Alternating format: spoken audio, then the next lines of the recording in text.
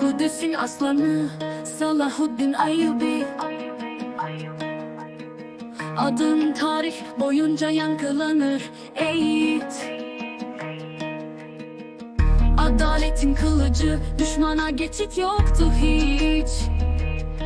Senin kalbin Kur'an'ın nuruyla doldu, mazlumlar dualar eder, adını andıkça huzur bul.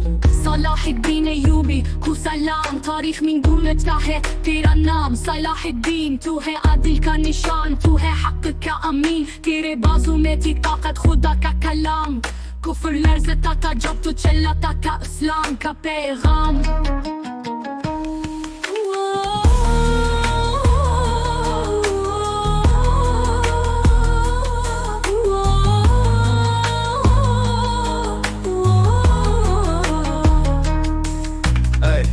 Dinin rüzgarı, zaferin şahitleri, Kudüs'ün anahtarı elinde teslim edildi. Sana hayran oldu düşman bile ey sultan. Merhametinle yazdın zafer, adaletinle kalan Hottin ke meydan में तेरे जज्बे की गवाही, फतह के परचम ने लिख दी तेरी जिंदगी की कहानी। कुदूस का डर खिला तेरे सजदे की बरकत से, दुश्मन भी मुतरफ हुआ तेरी शरफत से।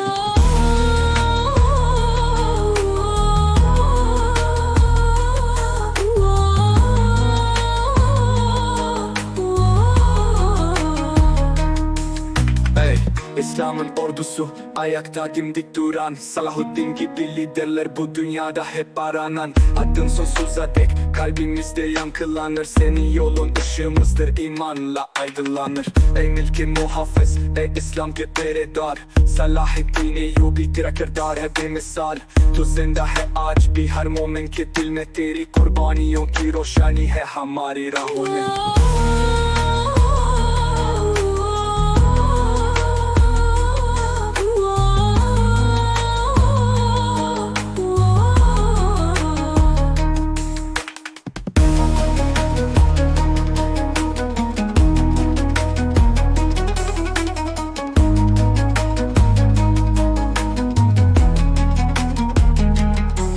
İslam'ın ordusu ayakta dimdik duran, Salahuddin gibi liderler bu dünyada hep aranan. Adın sonsuza dek kalbimizde yankılanır, senin yolun ışığımızdır, imanla aydınlanır. Ey milke muhafız, ey İslam ke peredar, Salahuddin Eyyubi tera kirdar hai bemisal.